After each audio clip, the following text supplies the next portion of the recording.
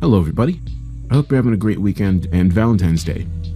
So I was going to upload this one yesterday, but since it's a Valentine's Day story and today's Valentine's Day, I figured I'd wait till today, it's more fitting. But before the video begins, I just wanted to remind you all that you can listen to these stories on Spotify, iTunes, things like that. And I know not everyone uses TikTok or other social media places to watch videos like this, but I've also started uploading on places like there too. Like on TikTok, you can upload up to 60-minute videos now. So my stories that are under 60 minutes, I'm going to upload on the Dark Soul Name TikTok channel also. But they'll still, of course, be here, so you don't have to go there to watch them. It's just if you use that, you can listen to them there too. And I have a big project coming up with a few people. We have, so far, people who are working on the lines for me. We got Mr. Creepypasta, Let's Read, CZ's World, Vidith, Dusklight Radio, We Try Horror, and yeah, it's a really big project I'm excited for. It's one I've been working on for a while, so I'm hoping to have that one out around next week once I get everybody's lines together. And yeah, I'll be in the comments like I normally am. I hope you enjoy the video.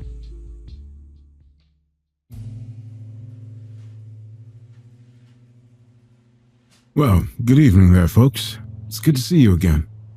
How would you like to join me for another adventure as a fly on the wall?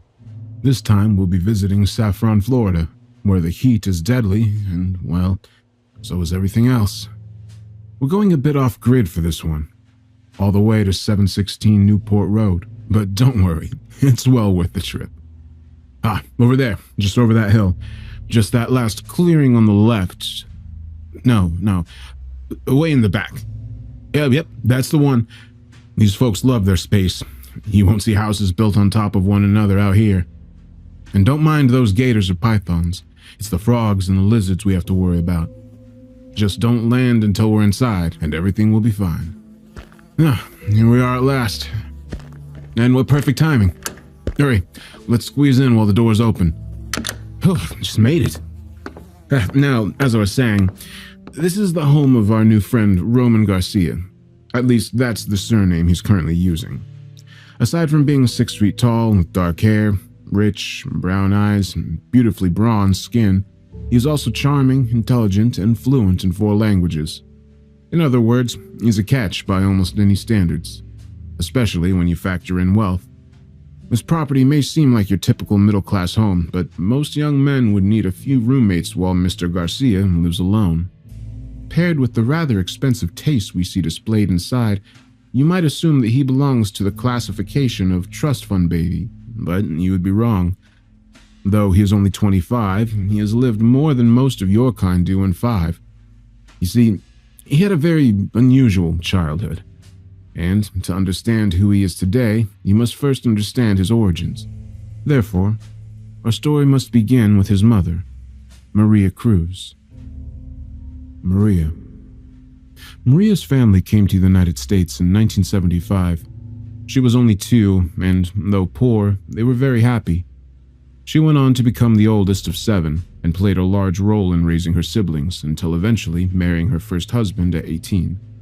Unfortunately, Marcus Johnson was a man with 2 faces, and the violence began while awaiting their first child. Each fight escalated a little further until finally, at 7 months, Maria was beaten so severely that the doctors were forced to deliver the baby, Selena, prematurely. Roman will never know of his daughter's existence, but she is important nonetheless. Before Selena's birth, Maria was determined to stay in her marriage. She and Marcus had been together since they were 15, and she truly believed that the recent events were the result of excessive stress. Besides, what kind of person leaves their partner at the first sign of trouble, especially when Marcus was breaking down into a sobbing mess after every fight? How could she even think of abandoning him when the guilt was eating him alive? And now she was planning to take his daughter as well. As it turns out, yes, that's exactly what she needed to do. She just couldn't see it until a fragile newborn was nestled into her arms, far more delicate than any book could have prepared her for. What would happen if Marcus lost his temper while she was holding little Selena, or if the baby's crying kept him awake? It would take only a second, one solitary lapse in control, for a flash of anger to destroy their lives. Maria couldn't let that be her story. Her injuries told the medical staff exactly what happened, and Mr. Johnson was placed under arrest. But he would soon be released on bail, With no time to waste, she returned to her parents' house, but Marcus remained a fixture in her life. With the assault being his first offense, very little time was spent behind bars, and once free, he began doing anger management 3 times a week. He also hadn't touched a drop of alcohol since the day Selena was born. Side note. Look, I know what you're thinking, friend, but try to let it go. We could spend all day arguing over whether or not people can change and what it would mean if they could, but our story isn't about Marcus.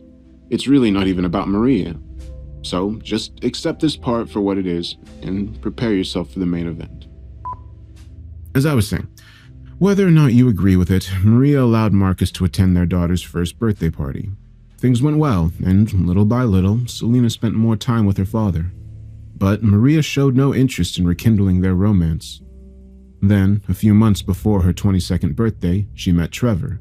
Trevor recently relocated to open a new office, and he won Maria over the moment they met. The same was true for Selena and the rest of their family. It will come as no surprise to learn Marcus was the only one to take issue with the new man in her life. In fact, glimpses of his old temper soon resurfaced, and he drank for the first time in 3 years. It was only 6 weeks later that Maria vanished, and Marcus became the prime suspect, despite all the evidence being purely circumstantial. With no solid alibi for the time of her disappearance, he was branded guilty by default and became the most hated man in town. As far as the community was concerned, he killed his ex-wife, and it was only a matter of time before they discovered her body. Every effort was made to bargain for its location, but Marcus maintained his innocence to the bitter end. Being that it is particularly difficult to prosecute a murder without a body, he was ultimately acquitted and forced to start over in a new city, while Selena was raised by her grandparents. Meanwhile, no one noticed that Trevor's company had closed down, or that he himself relocated without so much as a forwarding address. That's the thing about this generation of sex traffickers. Most people don't think some stranger is going to abduct them from a parking lot, but more often than not, it's the new friend or partner that's going to get you. As the months passed, the family became divided between those who believed Maria was still alive and those who feared the worst, but eventually, they all fell into this latter category. No one could have guessed the truth. Originally, she was smuggled onto a boat and taken to Europe. From there, she was transported to a new location every few weeks, and thanks to copious quantities of drugs, she didn't even realize she left the United States until her 2nd month of captivity. At first, it took 2 men to hold her down, while a third put a needle into her arm, but it wasn't long before she began asking for it. The first few weeks were by far the most difficult. She didn't know how many men were coming into her room each day, only that it was more than a dozen. Some preferred when she cried, while others grew annoyed. When that happened, a guard would bring her a fresh line of powder, and she would either perform her duties or be beaten unconscious.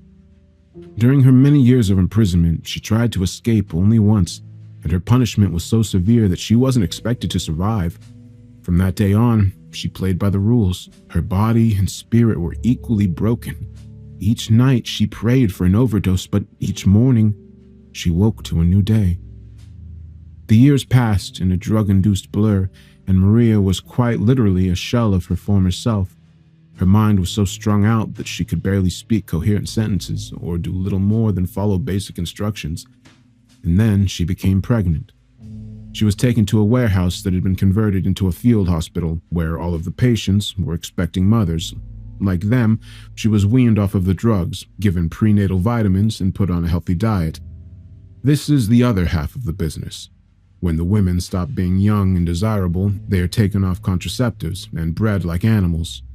Most of the babies are then sold to the highest bidder. Sometimes it's to a couple who are unable to adopt through conventional means. Other times it's to sick, depraved individuals or organ farms. But some of the babies are kept. Of those, a majority are cycled back into the business as assets, while a select few males are raised as members of the family.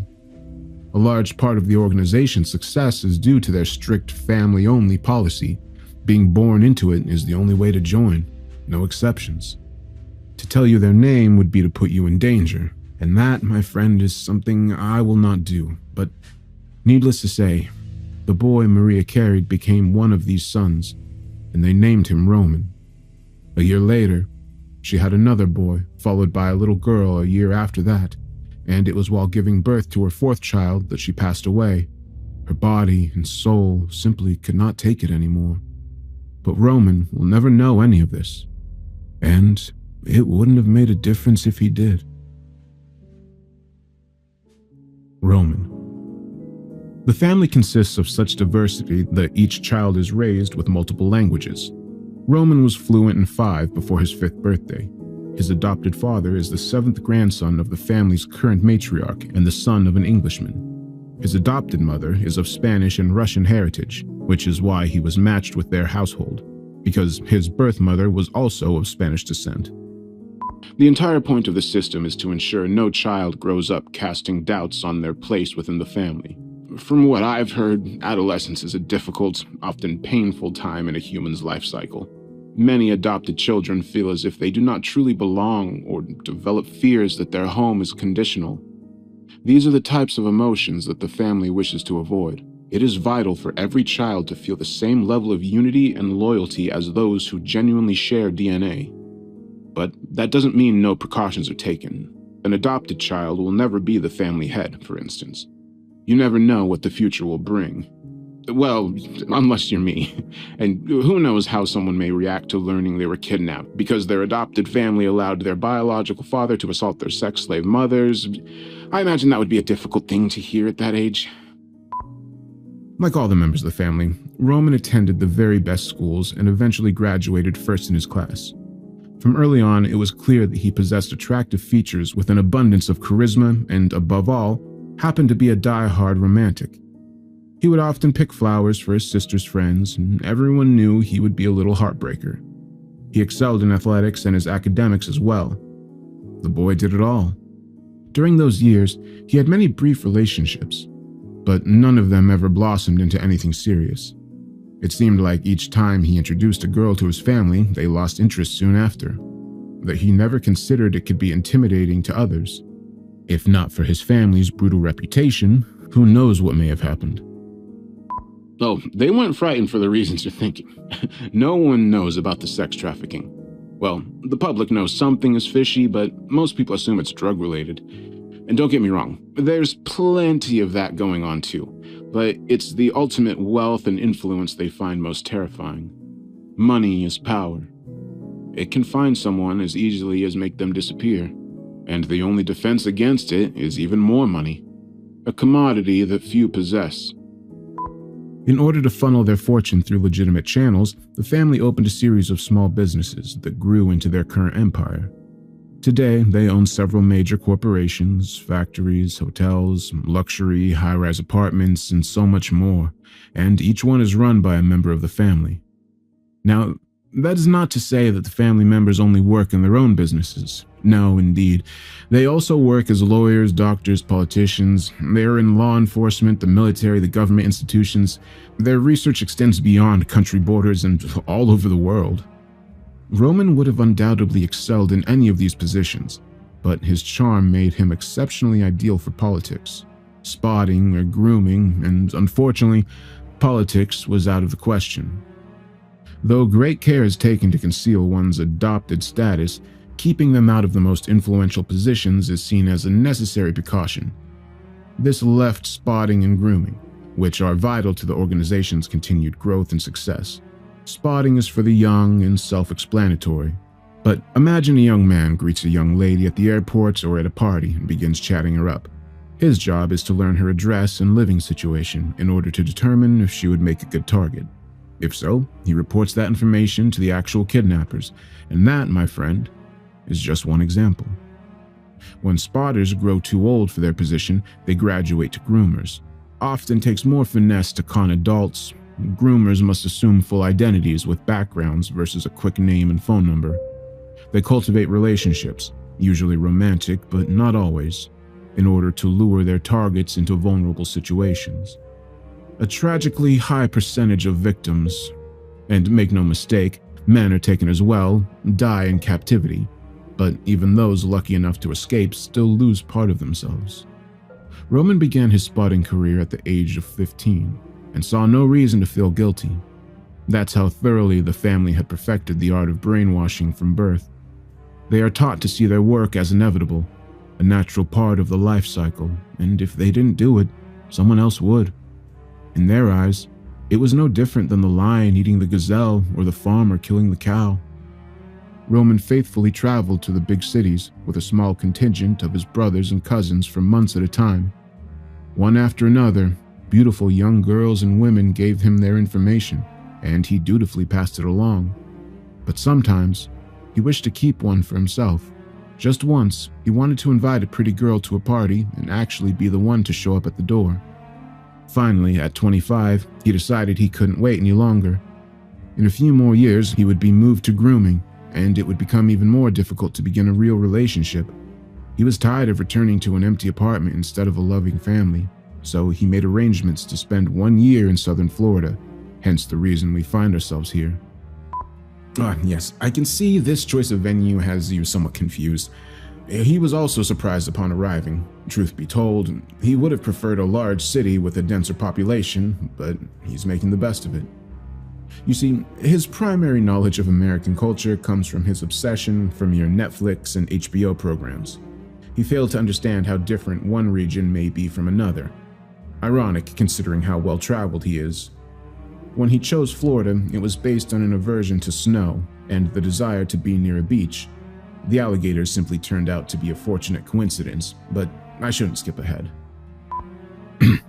Okay, so Roman arrived in the United States just after Christmas of 23, and if all goes according to plan, he hopes to spend Christmas of 24 with his fiance's family before returning home with her shortly after.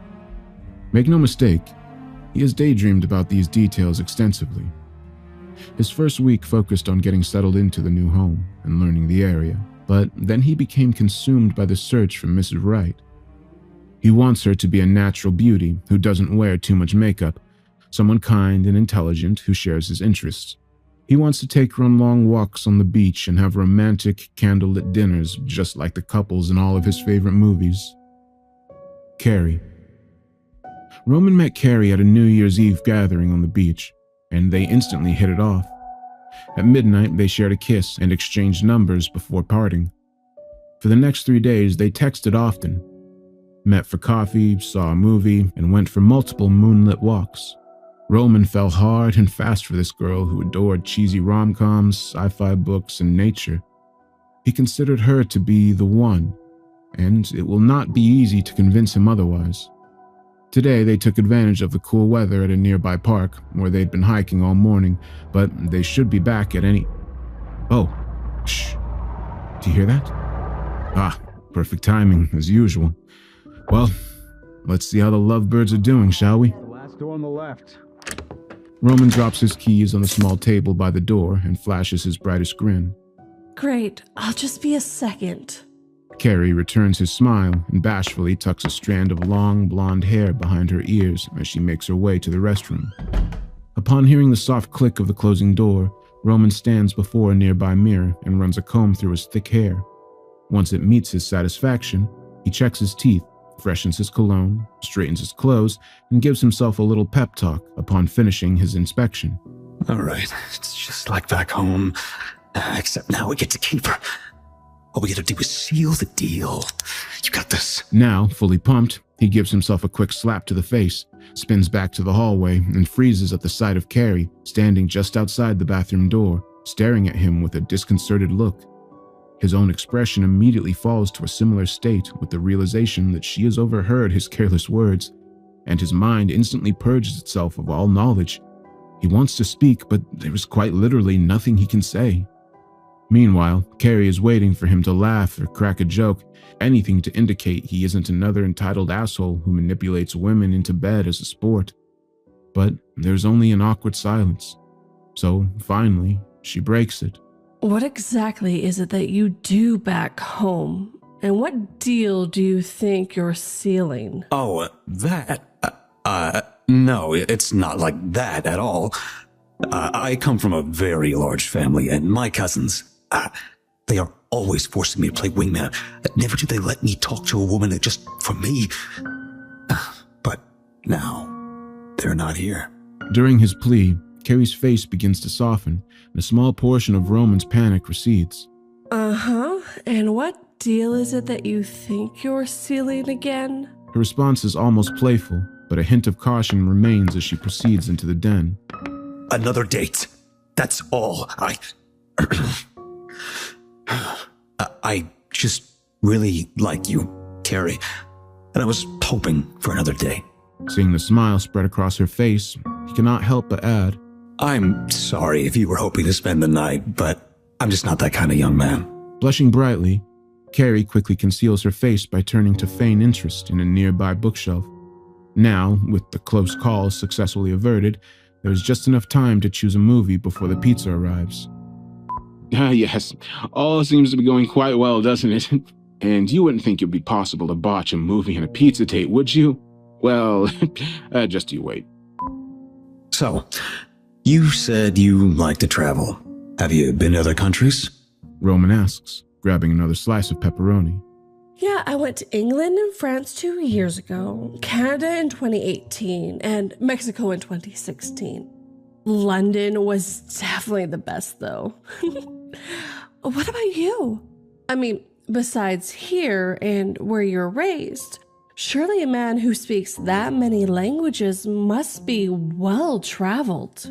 Well, I haven't been to as many as you think. Not Canada, for example. But I've been to the others you named, along with Russia, Jamaica, Egypt. Roman stopped short, not wanting the wrong places to encourage the wrong questions too early. I say that qualifies as well-traveled for sure. Which was your favorite? Probably Egypt. I didn't get to stay as long as I would have liked, but the pyramids were amazing. I would love to show them to you one day. Oh, maybe we could live there for a while. Have a few kids there. I would love to live in any of those places. Not thanks to the kids, though. This innocent statement cuts Roman like a blade. Yeah, you mean you don't want kids yet, right? You do want them eventually, yes? He tries to match Carrie's light, easy tone, but the underlying fear is impossible to miss. No. I mean, I've always known I never want children. I'm sorry if you're looking for something more serious, but I'm nowhere close to settling down. Hoping to avoid conflict, she softens her tone and expression despite her increasing annoyance. What do you mean you don't want kids? You're a woman. How can you not want kids? Excuse me? You want to try that again? I'm sorry. I should have controlled myself better. You can't help how you feel. Besides, you're young. You'll change your mind in a couple of years and we'll be laughing about this. It's fine. Okay, wow. There are so many things wrong with that. You know what? We should call it a day. Thank you for the pizza. I hope you have better luck with the next breeder. As Carrie rises, Roman grabs her wrist. Wait, where are you going? You can't just leave. Jerking her arm away, Carrie hurries to put some space between them. I most certainly can. Who the hell do you think you are? Me? You're the one being selfish, using kids to hold our entire future hostage. Who does that? Roman advances, and Carrie matches his every step and retreats until the door is only a few feet away. Oh, you're that kind of guy. Yeah, I'm getting out of here. You should do the next girl a favor and update your profile to include "have my babies or else."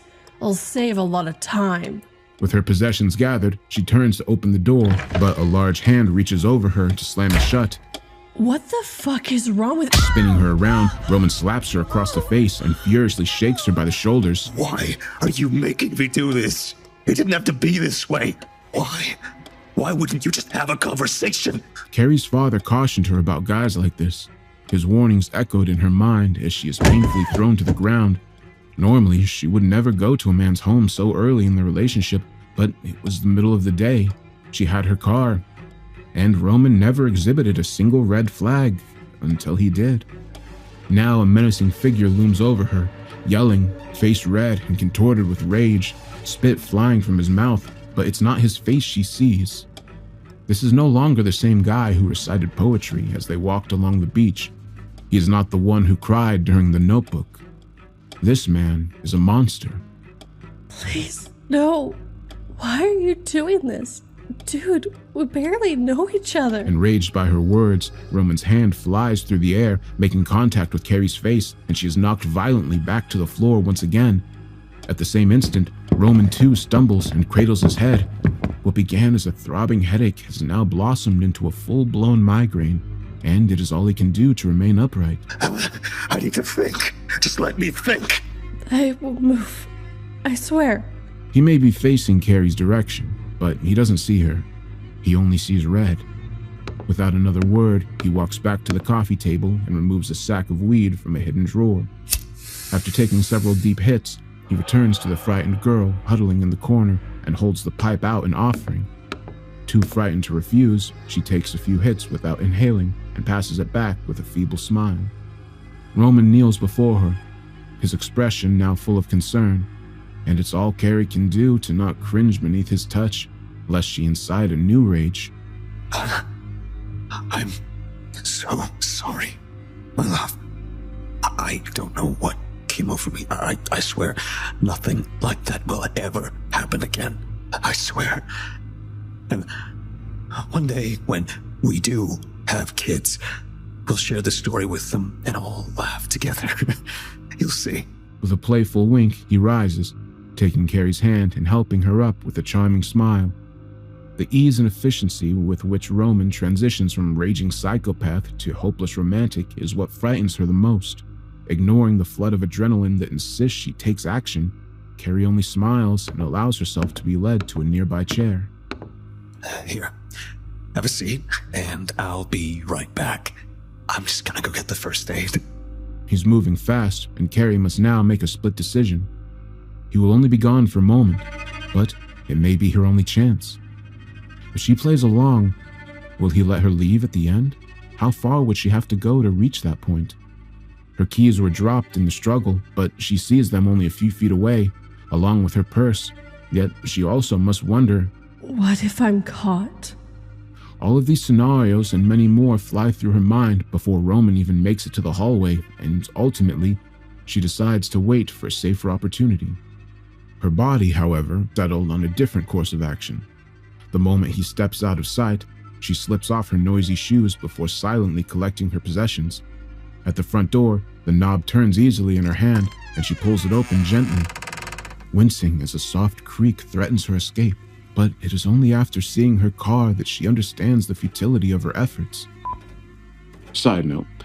When we first arrived, you may have noticed a particularly large tree hanging over the driveway. Yes? Okay. The one just before the carport. Well, due to the many birds that inhabit it, Roman allowed Carrie to pull beneath the structure while he parked behind her. What began as a gentlemanly gesture has now ultimately served to seal her fate. Yes, I'm afraid so, my friend. And not only is she blocked in, she has failed to realize her phone slid beneath the table. See it just there? Oh dear, here comes Roman. Carrie? Carrie! And there he goes, out of the open door. Dropping the first aid kit was unnecessary, though hardly his greatest offense. Roman's perceptions of love were misguided to say the least, but we cannot intervene in events that have already transpired, no matter how badly we may wish to do so. We are simply observers, here to record and preserve that which would otherwise be lost. Oh my, she's locking herself in the car. The poor thing is desperate. It is a shame we can't assist her. Though perhaps we should move to the window after all. Come on, we'll get the best view in the next room. But why are you trying to leave? We just made up. Roman whines as he circles the car and tries every door without success. Meanwhile, Carrie is emptying her purse and pockets into the passenger seat, sobbing quietly. No, please, please. Where's my phone? Stopping at the driver's door, Roman jerks at the handle as if it will suddenly open. What's your problem? I said I was sorry. You're ruining everything. Genuinely baffled by her reaction, he fails to understand how her feelings could differ from his own. Nevertheless, he must accept that they do, and he is finally ready to throw in the towel. I'm not sure how to say this, but I don't think it's going to work out between us. I don't want you to think this is easy, because it's not. I really loved you. Carrie is no longer surprised by his delusions. Her only concern is escape. I understand. I'm sorry I wasted your time, but if you could just move your car, I'll get out of here, and you'll never have to see me again. She tries to steady herself, but it's even more difficult with her assailant mere inches away, separated only by a window that now seems extremely fragile. You're too upset to drive. I could never live with myself if you left like this and didn't make it home. Let me drive, and I'll Uber home. Please, just let me go, Matt. I swear I won't go to the police. I won't tell a soul. Just please let me go. His smile disappears at her suggestion, but his tone remains the same. She is so desperate that she genuinely believes her own statement. At this moment, she doesn't care about dignity, revenge, or justice, only her life. For several tense seconds, he stares at her in silence. His expression is one of disgust and hatred. Police? Why would she call the police? He does not understand the crime he has committed. He sees his actions as entirely reasonable, though the larger problem rests within his mind, perhaps his very soul. You also must remember the circumstances of his upbringing. In the family, children are raised to be wary of partners who may only be interested in wealth or power.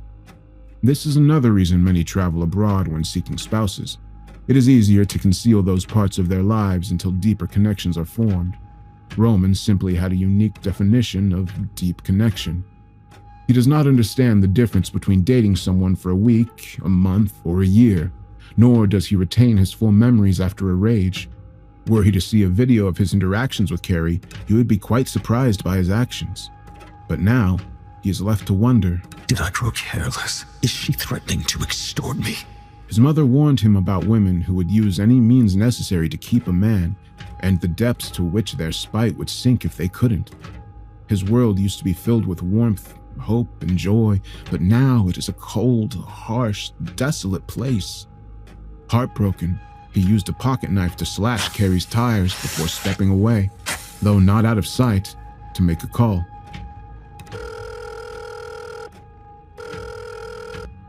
Da. A deep voice on the other end is just loud enough to be heard. Bogdan, I need your help, cousin. It's business. What do you mean, business? You are on vacation, no? I came to buy a new car. You know how I love the American models, but the one I brought home was, faulty. Faulty? So what? Just return it and get another one. You should be test driving many cars before buying one anyway. You still have much to learn, little cousin. No, I can't take it back. I mean, that wouldn't be ideal. It got kind of, well, dangerous. Da, I see. This is something that happens. As long as you listen to me and remain calm, everything will be fine.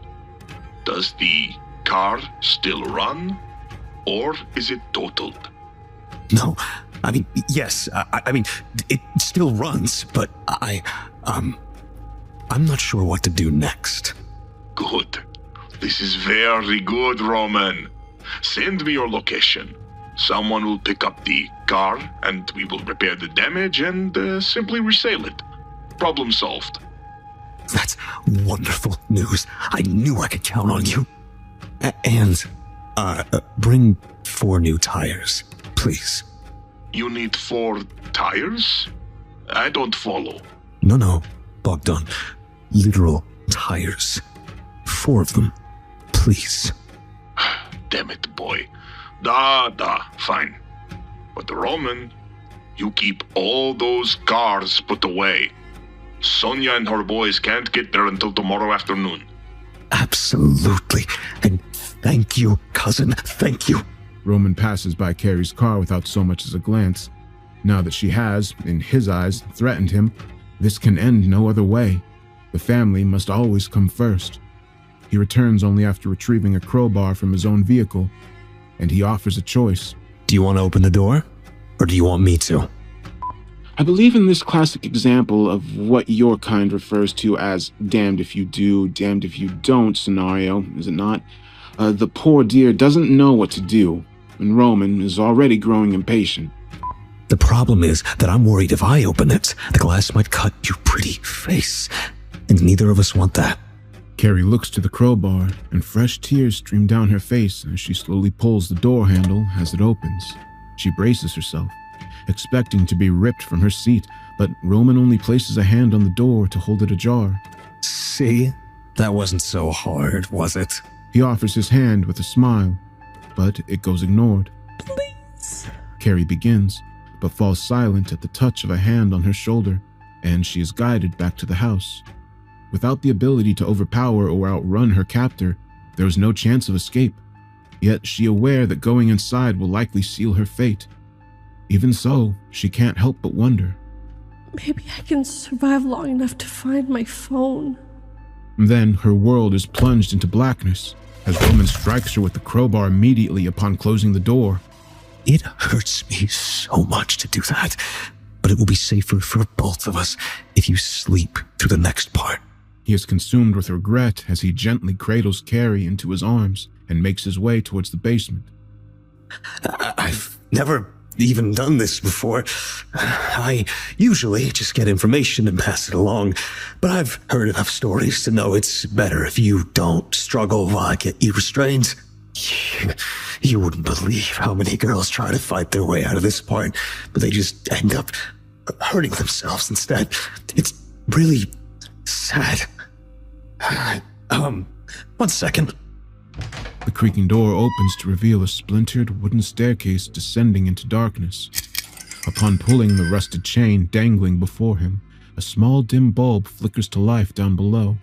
With the bottom of the stairs now visible and a quick readjustment to his bundle, Roman takes the first step of their descent, followed by the second and the third, until the fourth brings a long, ominous creak as it feels as if the wood will snap beneath their weight.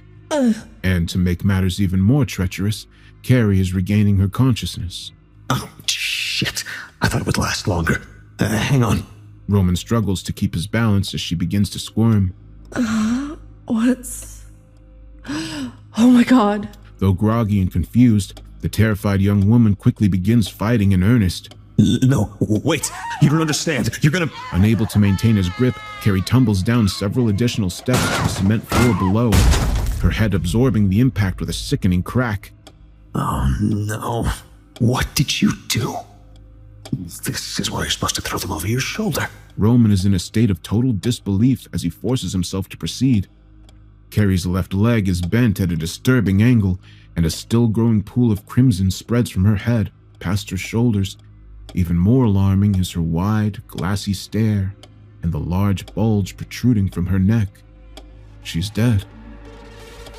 Fuck. What did you do? Why? Why did you do that? I was just gonna handcuff you to the workbench until my cousin could pick you up. They were gonna take you away from here, not kill you. Roman's knees suddenly feel weak, and he drops onto the bottom step with a frustrated grunt. Here we go again. If I had $1 for every time I've watched a grown man cry over a corpse he created, come on, friend. We don't need to stay for this. He's not going anywhere, and it would be best if we skipped ahead.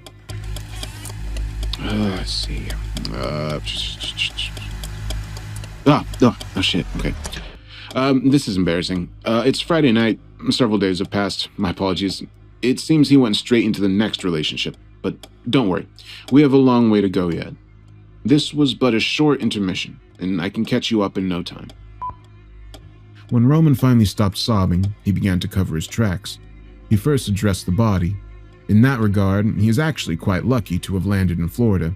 He ultimately wrapped Carrie in a tarp and transported her into a swamp behind his property. YouTube taught him to slap his foot on the water's surface to attract alligators, and they handled the rest. A pretty sight it was not. Upon returning home, he began cleaning and was still cleaning when his cousins arrived. To say they were disappointed would have been an understatement. They came prepared to receive a new product, not to conceal a murder. Had they known, different people would have been seen with different equipment. But alas, the family never abandons their own. Carrie's car was taken to one of their chop shops in Alabama, where they ensured it was never seen again. Sonia wore a wig and drove it so traffic cams would show a woman of the same description. She also created a digital trail by taking Carrie's phone and responding to several texts along the way. The police are still uncovering the false evidence, but they firmly believe this is a case of an adult leaving under their own volition. Even so, Roman burned his clothes, along with the rest of her items, and replaced his phone. He didn't want any negative energy from this experience to taint his next relationship, which began on Bumble. Sky. This app requires women to initiate first contact, and he enjoyed the idea of letting his future wife choose him. In less than 24 hours, he was speaking with Sky, and again, he fell hard and fast.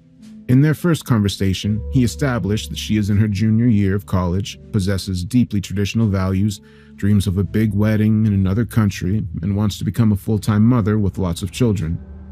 They met in person the next day and have barely parted company since, which brings us to the present. Ah, here they are now. Time for round 2. Admittedly, I am far from an expert when it comes to romance, but this certainly can't be a healthy way to start things. Oh my god, you are like too funny. I can't get over it. Sky's flirty tone and intoxicated giggles made her sound like a teenager as she stumbles through the door. Well, I can't get over how cute you are. Roman's tone is equally cringe as he follows her to the kitchen to open a bottle of wine. Let's take these to the other room and pick up where we left off. Valentine's plans.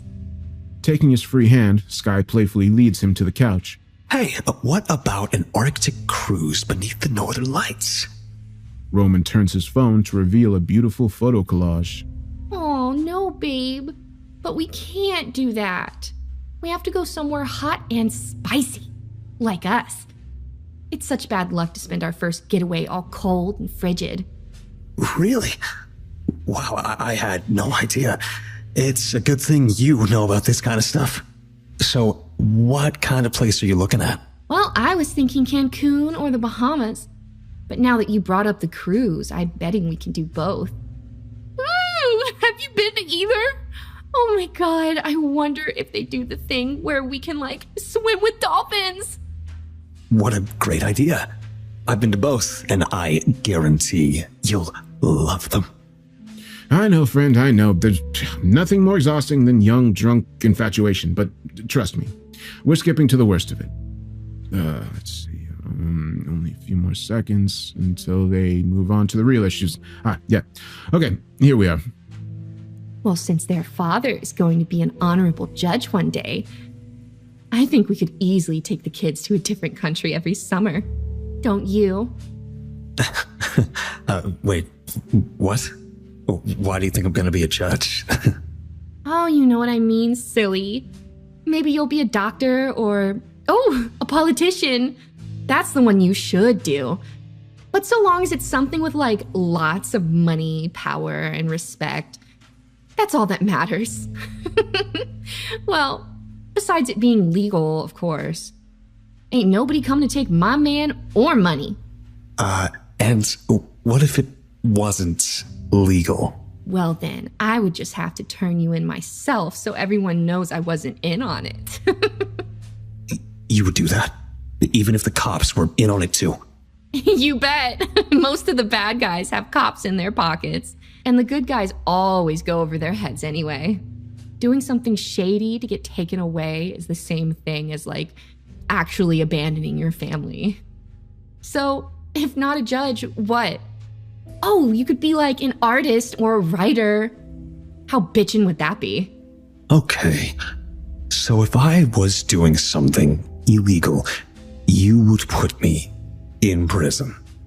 Give up the lifestyle you always dreamed of because one day something might happen. How can you be so ungrateful? Okay, hold on. Let me really think.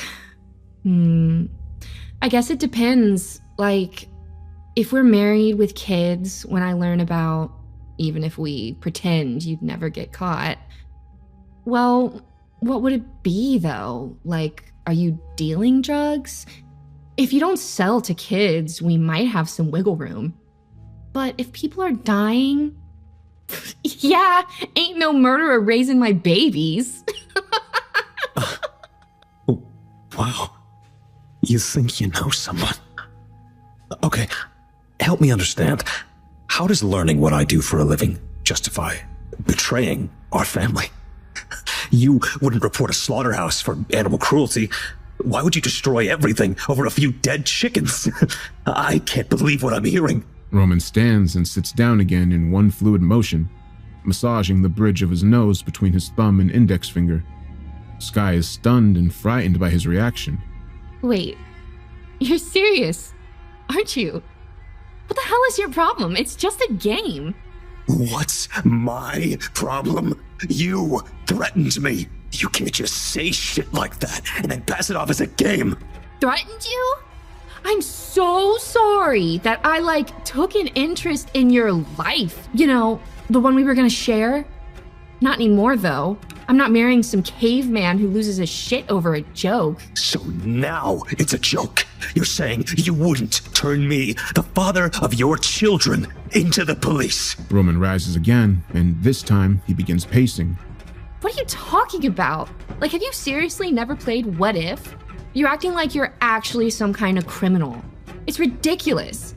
You're educated, you come from a wealthy family, yet you're living in the middle of nowhere, and you never drive a single mile over the speed limit or use social media. The idea that someone she knows, let alone loves, might be involved with illegal activities is unthinkable. Gangsters, criminals, murderers, these things exist on Law and Order, not in real life. You're not answering the question.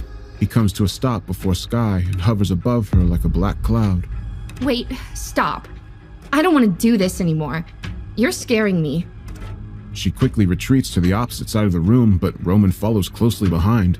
Would you go to the police or not? No. I don't believe you.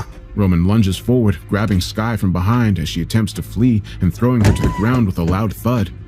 I swear I wouldn't. I won't. Please, let me leave. I just want to go home. She tries to rise on shaking limbs, but is immediately pushed back to the floor. Please, why are you doing this? Why am I doing this? Me? You think this was my doing? I loved you. I loved you more than anything in this world. I would have done anything, given you anything. But this is what you think of me? What? You're gonna wait for the wedding and turn me in on the honeymoon? You're all the same. But if that was my plan, why would I tell you? It doesn't make sense. Please, I was just trying to be funny. And I still don't know anything. Even if I went to the police, what could I say? How could I prove anything? I can't, and I don't want to. Play the victim all you want. Do you understand the knife you put into my heart? Do you know what it is to suddenly have the most important part of your life mercilessly ripped away? Roman paces circles around Sky, his fists clenching and unclenching. But that was never my intention. I love you. I still love you. It doesn't have to be this way. We were so happy just 5 minutes ago. Why can't we just go back to that? Why? You know why. Oh, stop pretending. You really think I could trust you again after you threatened me, threatened my family? He crouches next to her and delicately tucks a loose strand of hair behind her ear before caressing her cheek. She leans into his touch, her survival instincts taking over. If given the chance, there is nothing she won't do to escape. But sadly, it is already too late. She simply doesn't know it yet. Taking her hand, Roman gently pulls her upright. Come on. Sky obediently follows him through the kitchen and to the basement door. As the door creaks open, the rotting staircase is revealed. She can't help but stop short. Hey, where are we going? I want to show you something. Again, the bare bulb's soft glow is just enough to illuminate the gloomy interior, and Roman attempts to step aside, but Sky's feet are firmly planted. His grip tightens just enough to remind her who's in charge, and she says a silent prayer as they descend together. At the bottom is a workbench, toolboxes, old electronics, and metal shelves lined with totes, but Roman only has eyes for the workbench. It is not until they are nearly on top of it that Skye notices the dangling handcuffs and tries to pull away. Unfortunately, the grip on her hand tightens even further, and she quickly is secured with minimal effort. You can't do this! You'll never get away with it! There's like too much evidence and junk! We're on camera together all over town! Sitting next to her, Roman places his arm around her shoulder and pulls her in close. What he intends as a comforting gesture. Shh, easy now. Come on. Hey, everything's gonna be all right. You'll see. Shh, it's okay. It's okay. There. Now, that's better, isn't it? With a kiss to Skye's forehead, Roman rises to make his way back to the stairs. What are you gonna do with me? Nothing. I put you here for your protection, to make sure you didn't hurt yourself. Look what you already made me do. You can't end up like Carrie. I can't go through that again. Who's Carrie? How do you know about Carrie? You just said her name. I'm not falling for whatever mind games you're trying to play. I need to calm down. I'm going to get some air and make a phone call. When I'm finished, I'll bring back a pillow and a blanket. Wait! Please don't leave me down here! You know I'm scared of the dark! But there's no response as he walks outside and takes several deep breaths. He's heartbroken, embarrassed, and frightened. No matter how hard he tries, his relationships just keep failing, and now he must place yet another call to Bogdan.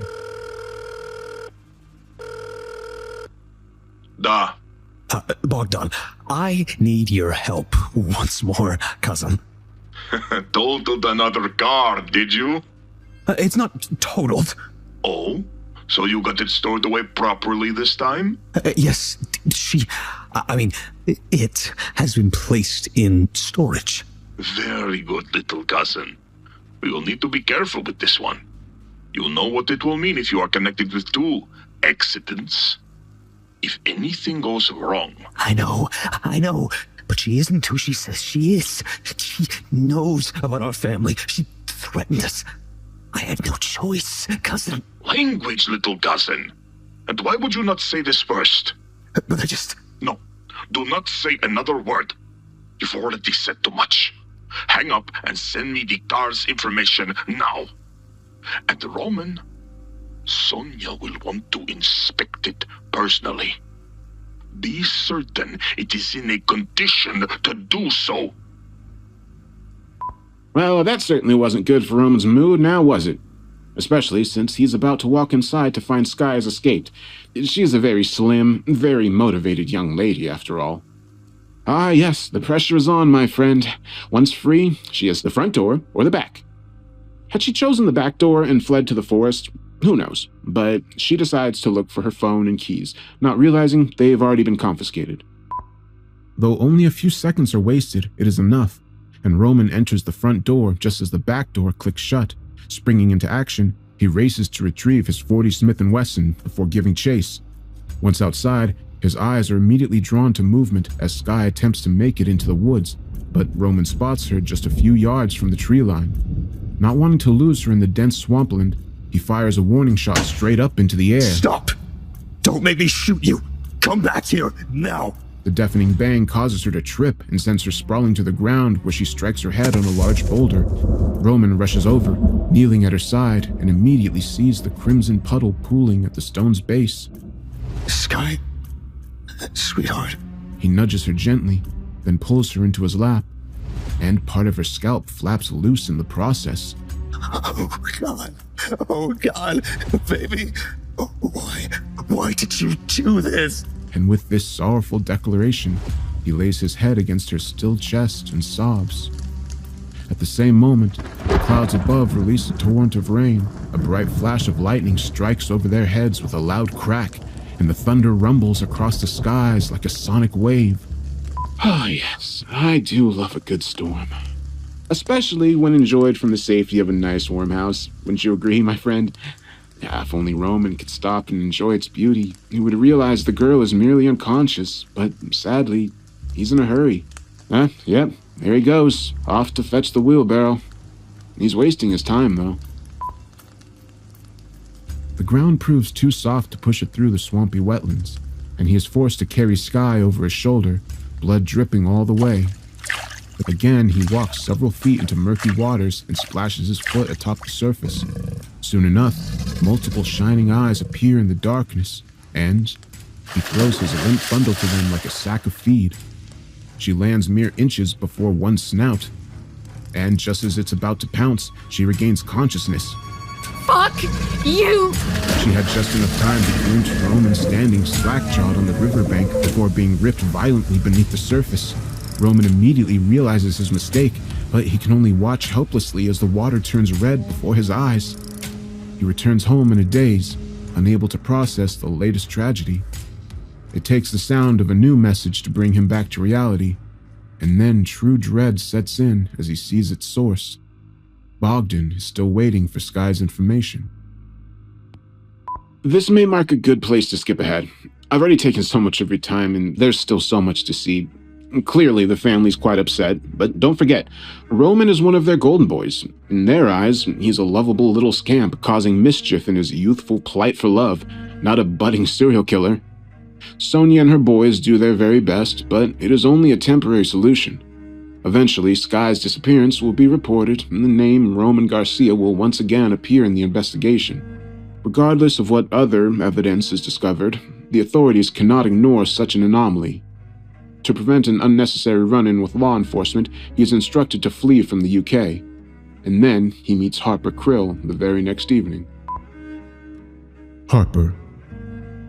In the process of erasing his Bumble profile, Roman discovers a message from a beautiful 24-year-old hairstylist with traditional values who wants to see the world and raise a big family. He absolutely cannot resist, especially since he calculates a minimum of 2 weeks before anyone realizes Sky is missing. She never spoke on the phone or FaceTime, only in messages, and she posted her entire life online. Even an amateur could imitate her with ease. Roman's reply is answered in minutes, and they exchange numbers within a few more. Harper is radiant, charismatic, and intelligent beyond her years, despite growing up in extremely poor conditions. A real family is all she ever wanted. After their first date, they spend all night talking about their past and future, so that when the sun rises, they are left but with a single conclusion. They are soulmates, and Roman tells her everything. What's that? You want to know if soulmates actually exist? Heavens no, but the chemical reaction taking place in your brain is strong enough that many feel compelled to credit the experience with an equally meaningful explanation. Love, specifically new love, is often euphoric. Many compare it to a drug, but to say this special bond is nothing more than a chemical reaction, well, that's no fun, is it? In the wrong hands, it's also an extremely effective tool for manipulation. But that's not what Roman is doing here. He firmly believes that he has found his soulmate. Most women would panic to hear a new boyfriend calmly discussing the accidental murders of 2 previous girlfriends as pillow talk, but Harper isn't most women. She doesn't even flinch. The next 2 weeks pass in a blur for the young couple as they prepare their move to the UK. This includes eloping and diving into conception research. Alcohol and recreational drugs are replaced with vitamins and tonics. They've waited their entire lives to find one another, and they refuse to waste another second. This brings us to the present. Today is not only Valentine's Day, but the couple's final day in Saffron. We rejoin them just after learning that Sky has officially been reported missing. Don't worry, everything is all worked out. We won't have any problems. The police will be chasing false leads for a couple days before they turn the investigation back to Saffron. By then, we'll be enjoying our honeymoon on the other side of the world. I know, babe, and I totally trust you. But I don't know. I'm just not used to good things happening. I would die if someone took you away from me. Do you think maybe we could spend the day here? Your wish is my command. We can order steak and lobster, light some candles, watch our favorite movie, and just be together. when we arrive in London, away from these mutant insects, we'll lay beneath the stars, and I'll teach you all the constellations. I can't believe how lucky I am. You know what I want to do more than anything right now? What's that? Roman raises his eyebrows and begins unbuttoning his shirt, but Harper takes his hand and gazes deeply into his eyes. Talk about our future again. Ooh, my favorite. We never chose a name for our first daughter. We'll do that next. But first, I want to hear more about your role in the family business. You said it was your job to flirt with girls and get their info, right? Yes, ma'am. Most of them never even realize I'm involved. Yes, and that's great. But didn't you also say you were getting a promotion in a few more years? What will you be doing? Supervising? Well, technically it's called grooming, but it's really just an extension of what I'm already doing. It'll be more hours, maybe the occasional overnighter, but the pay will be much better, and we'll travel all over the world. So you'll be spending more time with the girls you finesse. And those relationships tend to go how far exactly? Wait, you aren't jealous, are you? Oh, babe. That's like a dog envying the livestock. Or if I were a doctor, you wouldn't be jealous of my patients, would you? Of course not. No. Obviously, that would be ridiculous. Almost as ridiculous as the fact that we never had time to get any Valentine's gifts. I wanted to give you something that would be useful at work. But, yeah, that's a tough one to shop for. Hey, you're right. We can't skip out on our first Valentine's. That's gotta be bad luck. Totally. That's just what I was thinking. But I mean, we should only go if you're sure it's safe. No doubts whatsoever. Trust me, babe, this is what we do. We can be back here in 2 hours. Then we can order a nice lunch and do anything you want for the rest of the day. Come on, I know just what I want to get you. Okay, fine. I guess I do have a cute idea. But just 2 hours, no longer. Promise? Cross my heart. We can start the timer now. I know what you're thinking. Carrier Sky would have killed for this opportunity, yes, but don't forget, Harper isn't like other women.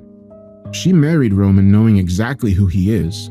She has accepted a life of major crime in exchange for status and privilege. It is only the thought of sharing him that has given her pause. That's right, I'm saying that she fully plans to return. Never underestimate what one will do for money and power. Perhaps this would be a good time to regale you with a tale from Harper's past. It may help you understand who she is at her core. Yes, she routinely helps her father commit armed robbery, and those exploits have ended with her digging a grave more than once, but no one forced her hand. When she became pregnant at 15, she kept her condition a secret, even from the child's father. Having been on a smaller side and largely ignored by her own parents, she was able to hide most of her weight gain with baggy clothes. Only during the final month was it necessary to remain home under the guise of having the flu. Against all odds, she eventually gave birth to a malnutritioned but otherwise healthy baby girl on the bathroom floor. Her first instinct was to abandon it under safe haven law, but then she remembered that infants could be sold on the dark web. It took no time to find a site. She quickly identified the highest paying buyers. Their profile read as an infertile, middle-aged couple, though there were a few red flags. Not only were there no pictures, the husband's name changed from Ned to Ted halfway through the bio, and English clearly wasn't the Smiths' first language. But Harper chose to overlook these details, and a deal was made that very same day. She told Roman all of this, and he understood, just like she understood that he never meant to harm Carrie or Sky. So, you see, when it comes to money, Harper has no trouble going to extremes. In fact, I think she's going to surprise us. Ah, back already. My, how time flies when you're a fly. Yeah, babe, I just walked in. Are you far behind? I'm 20 minutes out. Do you want to go ahead and order some food? You can get me whatever you're having. You got it. Just make sure you get back here safe. After they eat, it's time to exchange gifts. Roman spent enough to confirm Harper's dedication is not in vain, and to watch them now, one would never know that tragedy lay only a phone call away. It happens just after nightfall, when a car is loaded and the newlyweds are minutes away from departing. Yeah. Listen carefully. Drop what you are doing and get to the airport right away. A search warrant has been requested for your address. But how? There will be time for that when you call me from the plane. Right. Oh, you must remember our protocols and stay calm. Hey, babe, I need you to do me a favor and pick up your purse right there, but nothing else, and walk straight to the car. We're leaving a little early. And maybe move a little faster. Please? Thank you. Thank you. Nope. Hold any questions for the car. Yep. Thank you. Harper obediently followed his instructions without further comment as they hurry outside, but her expression is one of fear and concern. Her entire future depends upon the outcome of this night, and she dares not think what failure would entail. I'm afraid we must hurry too, my friend. If you wish to see the final scene unfold, we must make haste. During the drive, the tense silence continues as they turn onto a back road mere seconds before the first police cruiser passes. Their eyes follow it in the mirror until the taillights vanish around the bend, and they feel certain it will not return. What the hell? You said we had days! Something happened. I have to call Bogdan from the plane. You can listen on speaker. The jet is under a clean alias, so we should be fine now. But I'll feel better once we're in the air. Me too. Me too.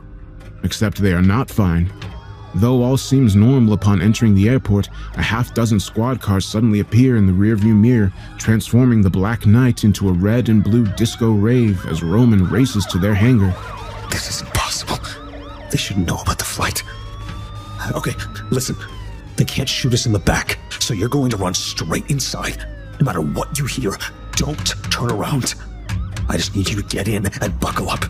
No matter what, the pilot will take off before the police can board. I can't! We have to go together! You have to. I'm right behind you. Go. Roman slides a fresh mag into his gun, and, with a parting kiss, Harper rushes towards the jet, only turning back once she is safely inside. From the door, she sees Roman shooting towards the police, forcing them to take cover behind their vehicles.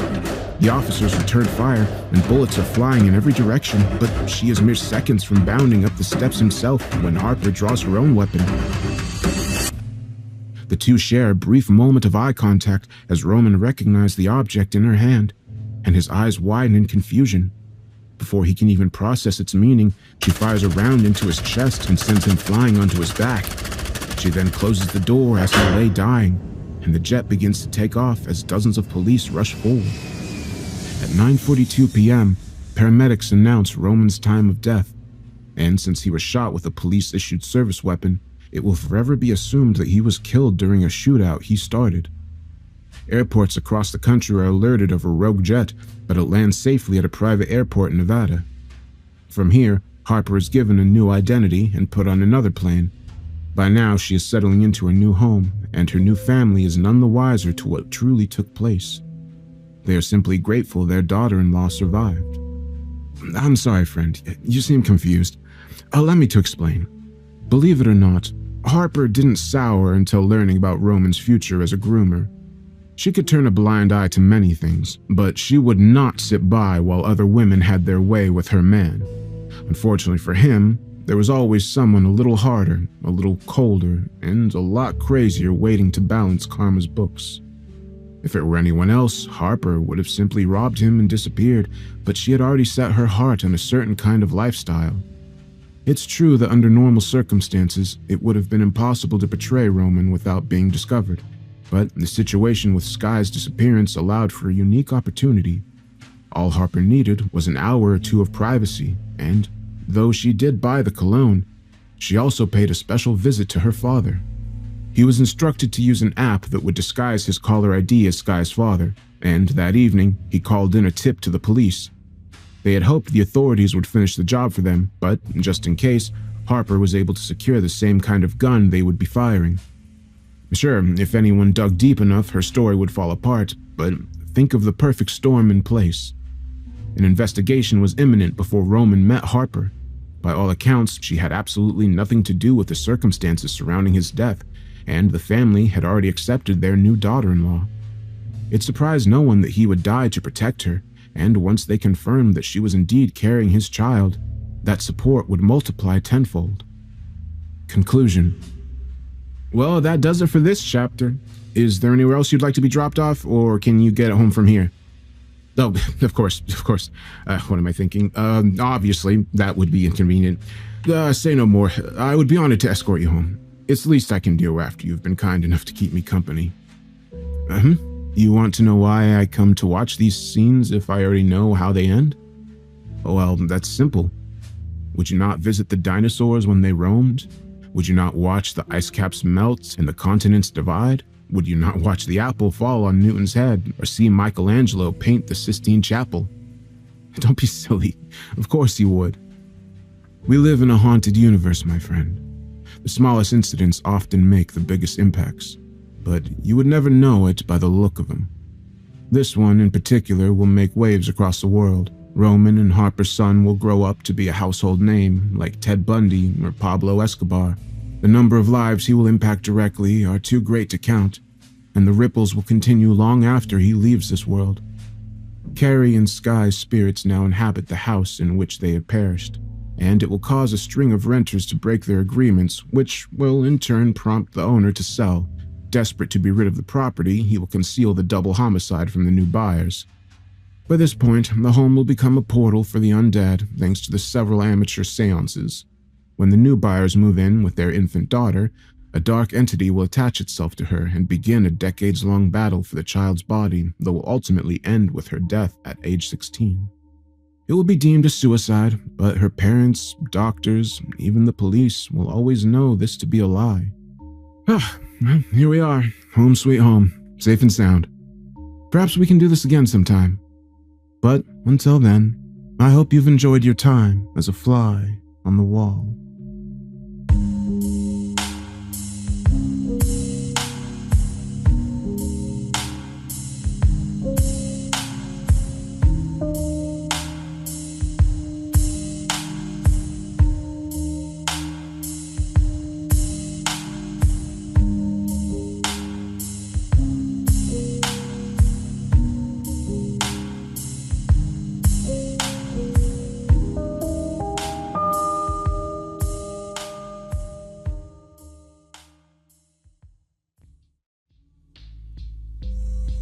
Alright, so yeah, this was a really fun story to do. I love the way Paige Turner writes her stories because it's so narrative focused. I don't necessarily know if that's the word, but normally in Paige Turner stories, sometimes I'll play as the characters, but for the most part, I'm the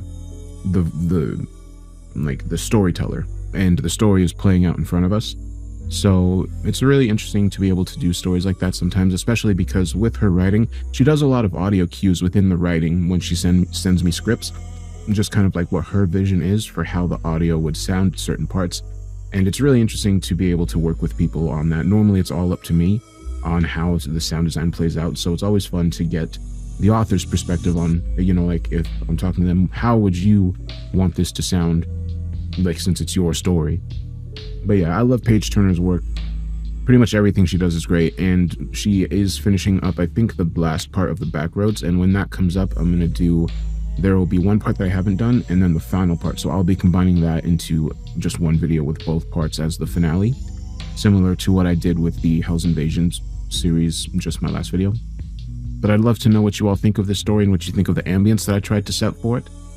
And if you have any suggestions for stories you'd like to hear, or themes, certain types of stories, feel free to leave a comment. And with that said, have a great weekend.